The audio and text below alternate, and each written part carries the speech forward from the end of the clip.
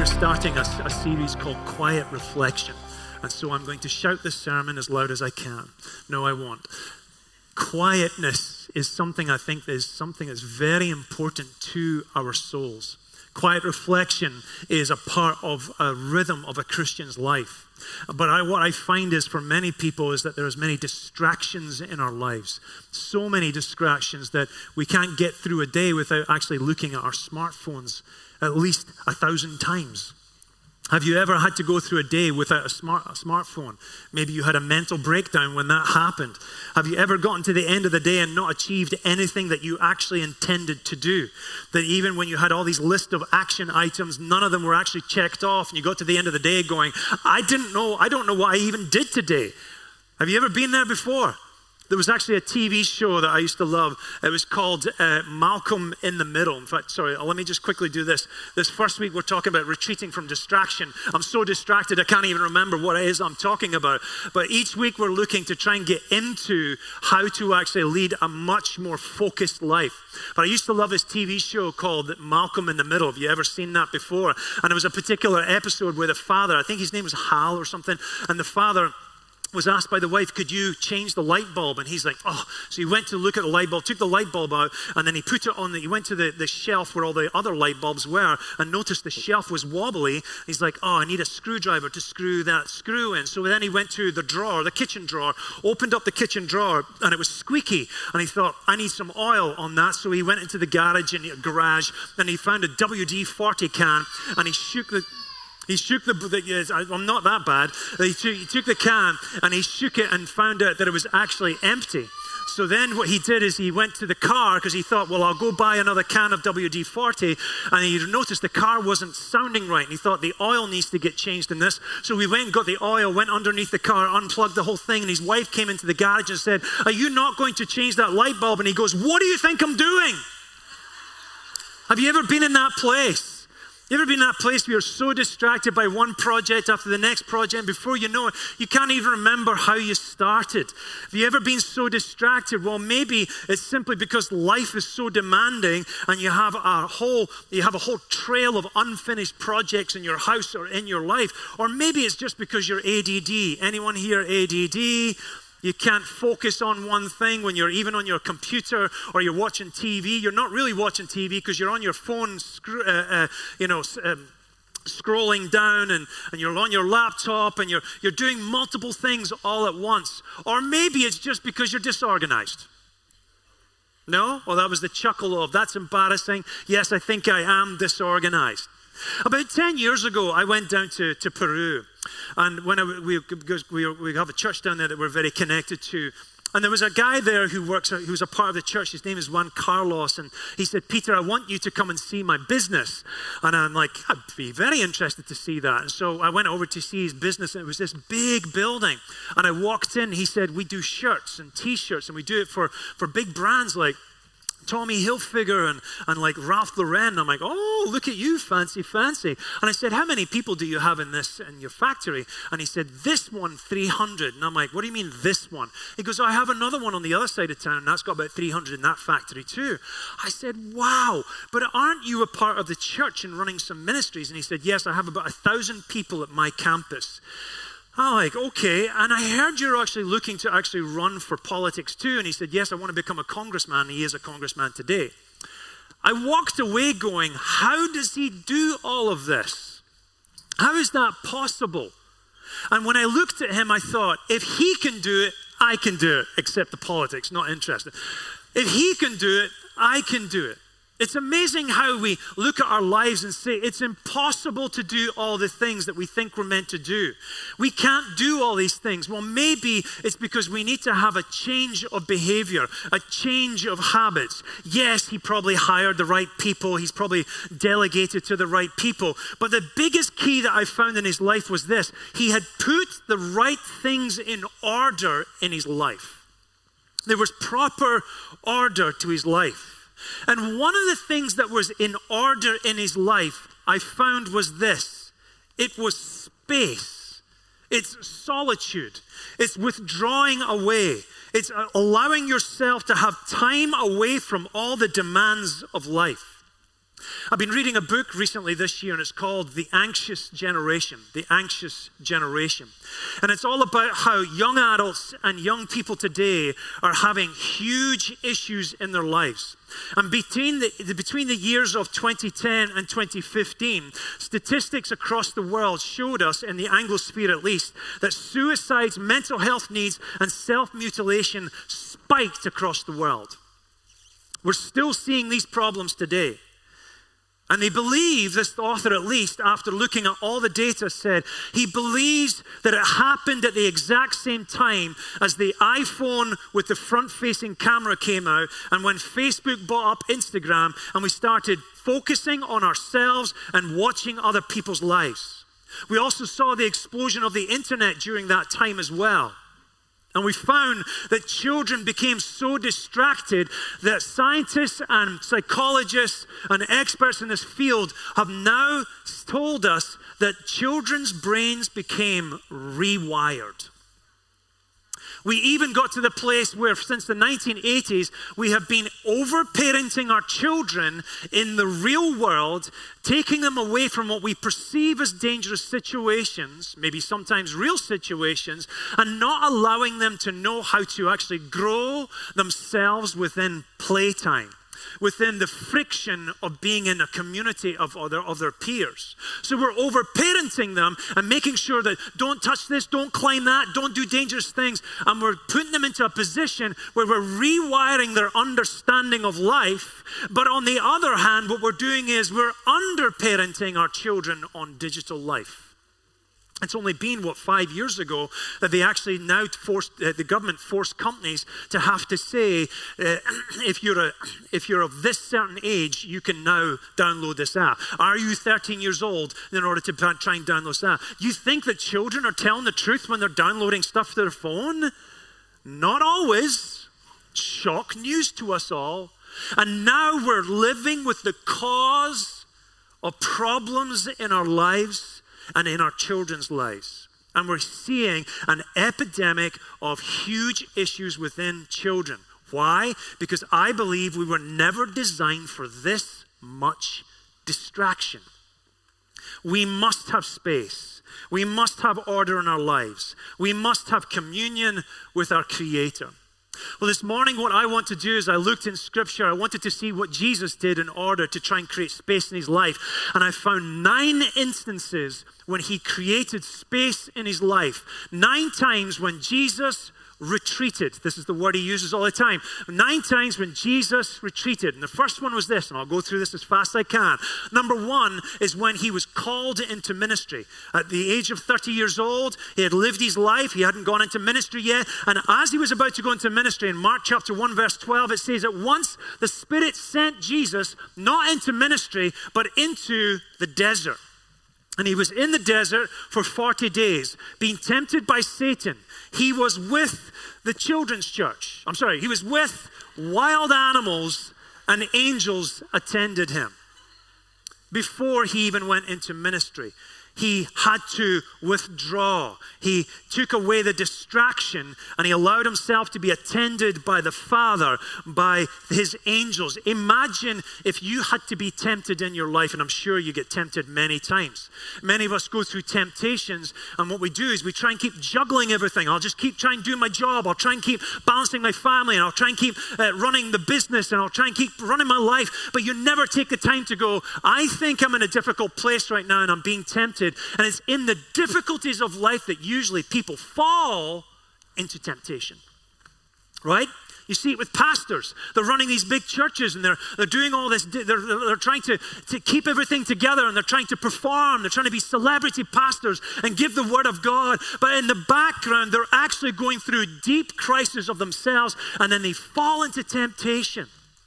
And I believe it's because they haven't created the right order in their life. I believe that Jesus showed us this, that withdrawing is how he handled temptation. Because I don't believe that temptation is the problem. I believe it's how we handle temptation that is the problem. Number 2 is this. He withdrew after helping needy people. Now you might think, why would he have to withdraw after helping needy people? Let me tell you, Energy gets taken from you. Emotion you get drained when you're working with people and you're doing ministry. And in Mark chapter 1 verse 35 it says, very early in the morning while it was still dark, Jesus got up, left the house and went off to a solitary place where he prayed. He didn't tell anybody. He said, I've got to get away. Around about this time there were so many people that were coming to him and he was praying for them and seeing them get healed. But right after a day of helping needy people, he had to leave. The very next day, people came up knocking on his door and he said, and even his disciples said, there are more people that want to receive from you. They want to get prayer and they want to get healing. And he said, no, I must leave. I must go to the next place. You see, sometimes it's easy to think that needy people or the calling to ministry or doing things is what you're really called to do. You're not. You're called to spend time with the Father. You see, the Israelites, when they were called out of the desert, called out of enslavement in Egypt, they were called into the desert to worship God. Not to build a nation, not to do great and mighty things, but to worship God. And he put them in that order first. I must worship and be with God first. The point is this: he counterbalanced giving with receiving from the Father. If you're going to give to other people, you must replace it with receiving from the Father. Number 3, he retreated when he became famous. In Luke chapter 5, verse 15, it says, the news about Jesus spread all the more so that crowds of people came to hear him and to be healed of their sicknesses. But Jesus often withdrew to lonely places and prayed. This is a huge issue for many people, that they actually desire to be famous. Or maybe you desire to be influential. Maybe you just desire to be really wealthy. And the pressures that come with all the responsibilities with wealth or with being famous or being influential can crush you as a person. I remember listening to a teaching by a guy called Ed Viesters. He was the first American to summit Mount Everest without the aid of extra oxygen. And when he was in an interview, someone was asking him about how he was able to get up the mountain and about the times when he had to realize he couldn't make it to the top and he would have to turn back. And he said this: everyone has a plan for getting up to the top of the mountain. No one has a plan for coming down the mountain. He said, but people die when they're coming down the mountain, not going up it. You may have plans to become wealthy, to become influential, to become debt-free, to be able to do all these wonderful things in ministry, to be able to become a pastor, whatever God has called you to do. Let me tell you, you don't die trying to get to the top. You die when you have to come down off that mountain. Jesus didn't desire to become famous at all. He didn't seek fame. He sought God. I love this word, that he went to lonely places. One of the things I've found with people is they hate loneliness. But loneliness is a feeling. A lonely place is something that we need to learn how to practice, how to be full and present with God in these lonely places. We're constantly trying to be connected to someone online or to go to the next party or to be at the next thing, and we have to be connected to so many people. But let me tell you, feeling lonely usually indicates that you've not practiced the presence of God. You need to be in a lonely place. You need to be somewhere that you're not being drawn on or being connected to all the time. Number 4 is this. He drew away when he was making major changes. When Jesus was about to go preach the Sermon on the Mount, he spent some time with the Father. And in Luke chapter 6, verses 12 and 13, it says, Jesus went out to a mountainside to pray and spent the night praying to God. When morning came, he called his disciples to him. Now, the Sermon on the Mount was his greatest sermon he has ever given. It was the greatest opus of all of his teachings.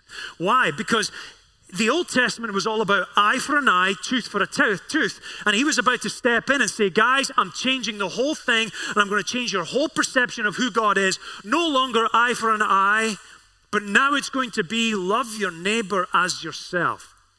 If someone needs one of your coats, give them another coat. Give them 2 coats. If someone says, carry my stuff for a mile, go the second mile. He was radicalizing people's understanding of God. Let me tell you, when you do that type of thing, it takes a lot from you. And so you have to have space in your life that if you're ministering, if you're discipling, if you're helping, if you're teaching or preaching or doing whatever it is that you need to do, you need to create proper space. Before he changed the game, he got his head in the game. You understand? Before he was going to try and make changes in his business or his family or whatever it is, he had to make sure his head and his heart was in the game. Number five was when he was grieving. He had just heard of his closest friend, his cousin called John the Baptist, as you've all heard about. And in Matthew chapter 14, he found out that he had just been murdered. His head had just been cut off by the king. And it says when Jesus heard this, he withdrew by boat privately to a solitary place. He went to be with the Father. It's amazing how many of us, I believe, in this country don't know how to grieve. We don't know how to allow that emotion to go through us. We try and escape it. We try not spend any more time thinking or feeling those bad feelings. But it's important that you process grief. And I believe that what Jesus did is that he took the bad news to the Father, not to the bottle, not to overworking, not to pretending like it's not there. He took his grief to the Father. Number 6, he taught the 12 how to retreat. Before he was about to feed the 5,000, he taught them how to retreat. And just before that, he'd actually sent them out to go out and do ministry. He said, I'm going to send you out 2 by 2, and I want you to do what I've done. I'm not going to be there. You need to go do this by yourself and go preach the good news and heal the blind and heal the sick and cast out demons. And then when they came back, he said, well done, guys, well done. Okay, now we're going to take some time off.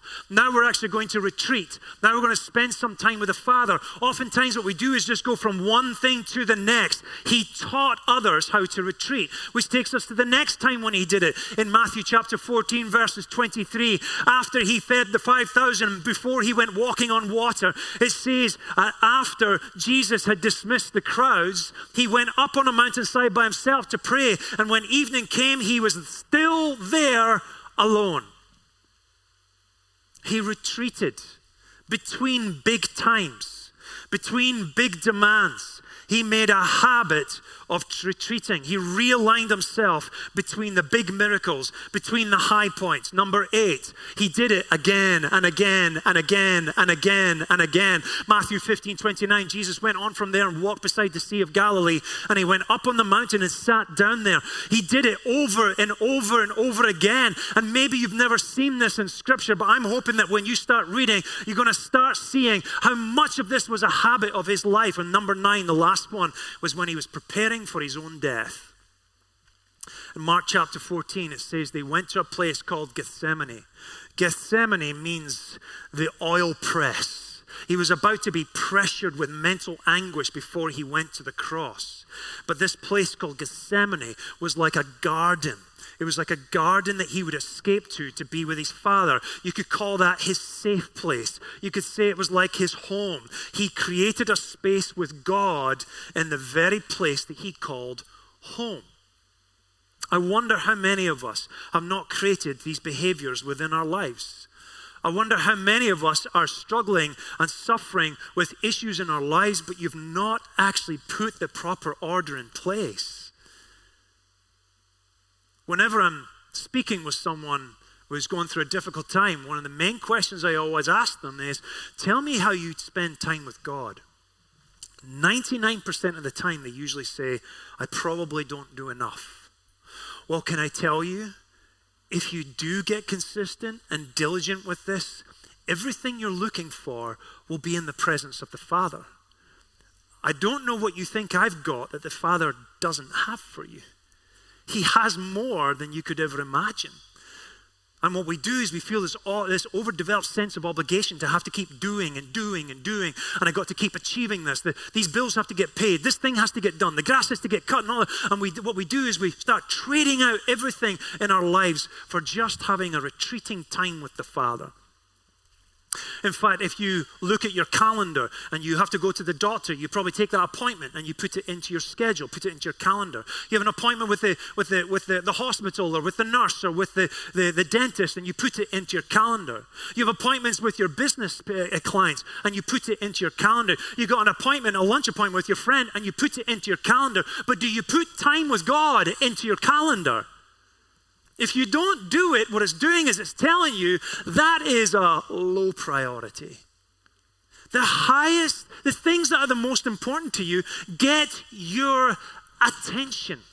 So therefore, if it's your phone that gives you the most demands on your life and you keep looking at your phone the most, that's the thing that's most important to you. If seeing what other people think about you or what they're saying to you is most important to you, then that's what's going to get your attention. Listen, folks, we have to withdraw. We got to pull back and say, I've got to put proper order in place. I have got to make sure that I'm being connected with the Father more than I am with other people's thoughts or opinions or postings or political junk that is all out there, hearing what they said and she said. What does the Father say? What does he say?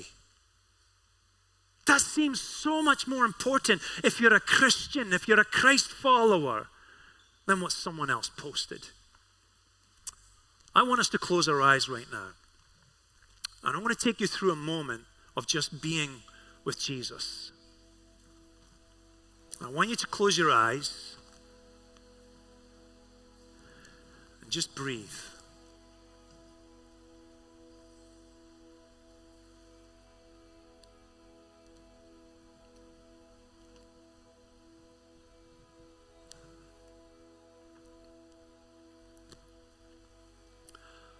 I want you to think of a time when you were a child, one of your favorite places, maybe your most favorite place.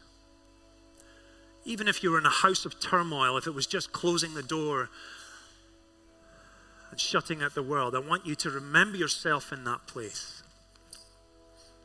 I want to see you doing, I want you to see what you're doing right there. What are you doing? Can you remember the sounds? Can you remember the smells? Can you remember just being detached and just being at rest, having fun? Where were you? Maybe you were outside. Maybe you're at grandmother's. Maybe you're on a boat, maybe you're in your room, wherever it is, your place. I want you to be there right now. And I want you to turn your head and see that Jesus is there with you right now. And I want you to ask him, what is he saying? Maybe he's not saying anything, but maybe he is saying something. Is he saying something right now?